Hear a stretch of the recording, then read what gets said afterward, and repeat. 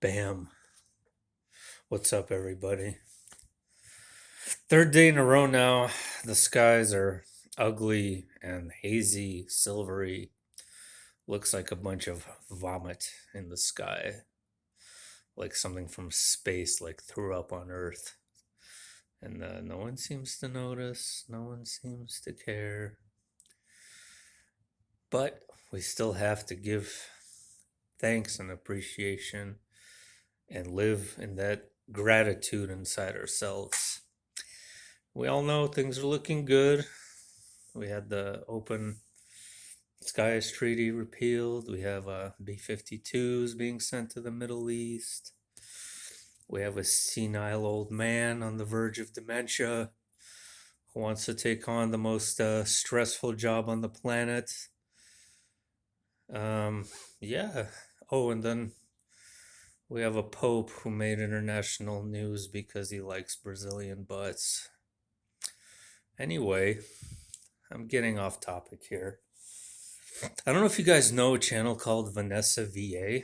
I have not watched her in a long time, but she talks about the Mandela effect. And she has this theory about retrocausality. And I just started watching this video. And I'm going to show you a short little clip of it.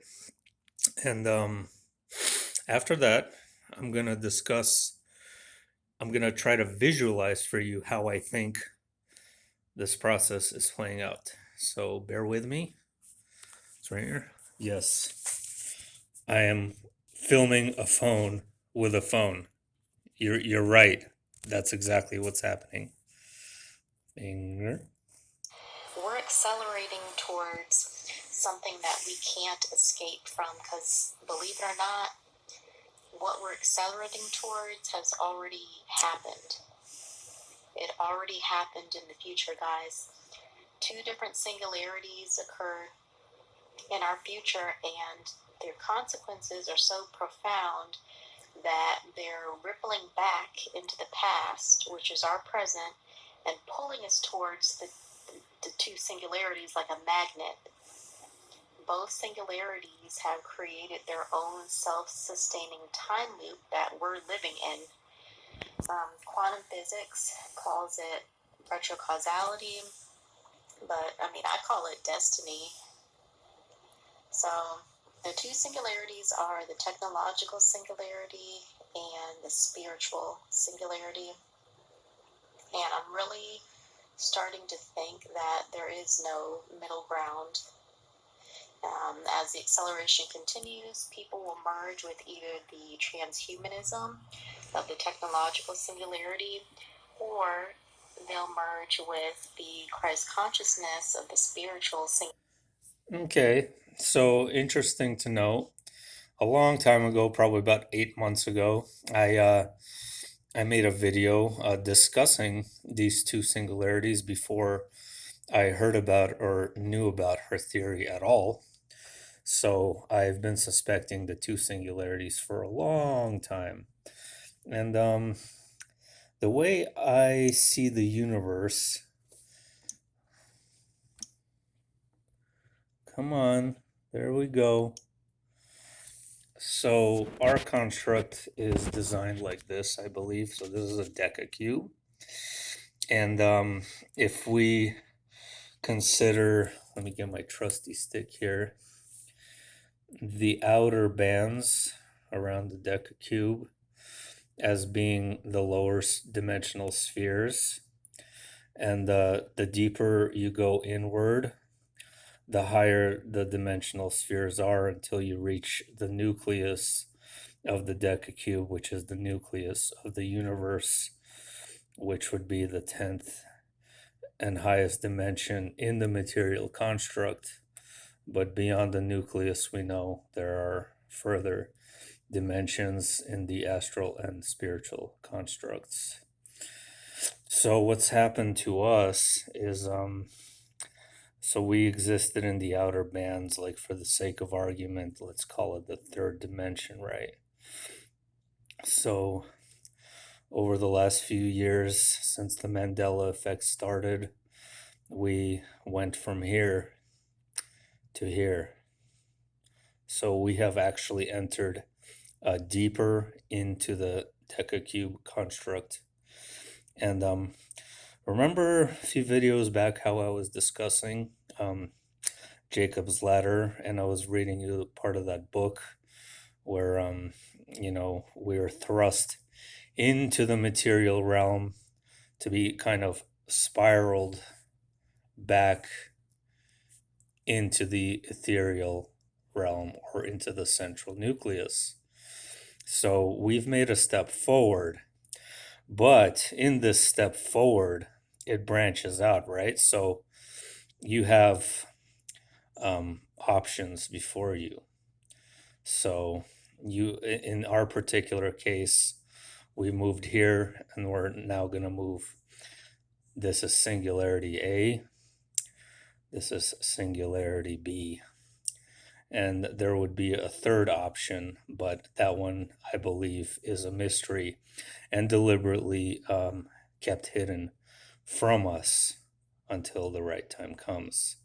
Now, let's just say, for the sake of argument, option A is the pod people I saw in my visions, where you have a cataclysm, a combination of a coronal mass ejection, a wave from the sun, and perhaps a third world war in combination, destroying 3/4 of all life, having forced people underground, and the people's desire to live a normal life. They agree to insert themselves into pods so that they can maintain the illusion of living a normal life, because life below ground on its own will be too unbearable to deal with.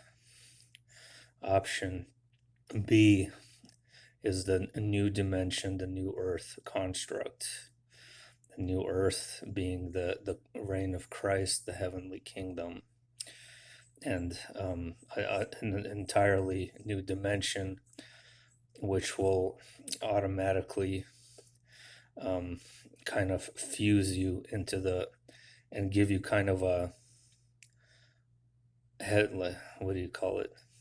start towards the higher constructs. So we're seeing things from a very distant, limited sphere, right? As we move closer to the center, look how many overlapping circles there are.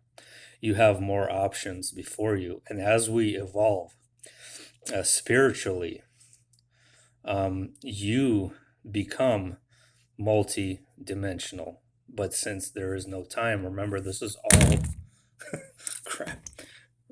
This is all existing simultaneously, right? So it's actually, like she said, it's already happened, right? So just visualize this for yourself for a second. And as you move closer inward, you become not just a single life or a singular soul. You start experiencing life in all of these spheres, in all of these dimensions, and all of these realities simultaneously. That's how you grow your awareness. That's how you grow as a soul. You split like a cell splits and become a whole body. And eventually you end up kind of what is essentially collapsing in on yourself back into the ultimate singularity and return into the greater womb of God. And then again, when a new construct, whether it being a decacube or another shape, or whether it's not even a shape at all, another creation of God thrusts you back out into the outer bands of creation. And then you have to find your way back inward through the spirals back into the central nucleus. What happens to the pod people, I honestly don't know. Perhaps they evolve technologically in their own way and become super sophisticated AI androids and veer off into an artificial spiral of sorts that also exists within the greater construct. I don't know.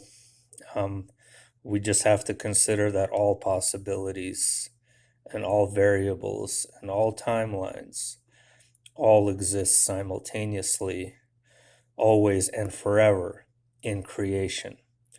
So, whether God creates the decacube, whether he creates an ethereal, shapeless, formless realm, whether he creates an antimatter universe, whether he creates a universe that's made entirely of radioactive material, whether it's some dark universe, a hellish realm, whatever it may be, the goal is to spiral back into the central nucleus.